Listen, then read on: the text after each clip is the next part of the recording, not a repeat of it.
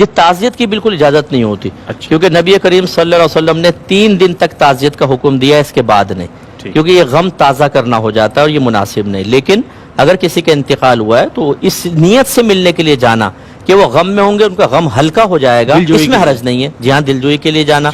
और ये भी शरई मसला है कि नबी करीम ने इरशाद फरमाया, कोई किसी की मौत पर 3 दिन से ज्यादा सोग ना मनाए। सिर्फ औरत अपने शौहर की वफात पर 4 माह 10 दिन सोग बनाए। सोग का मतलब होता है इजहार गम। एहसास गम अलहदा है, इजहार गम अलहदा है। गम तो होता है प्यारे के जाने का, लेकिन इजहार गम नहीं होना चाहिए, जिसकी अलामत यह है कि भाई हम नए कपड़े नहीं पहनेंगे, मेकअप नहीं करेंगे, घर में खाना नहीं बनेगा। ये गुनाह है, याद रखिए। ये मेरे भाई बहन जरा गौर से समात फरमा लें, ये गुनाह है। आप नए कपड़े पहने, आप अच्छा मतलब खाएं पिए, कोई मसला नहीं है।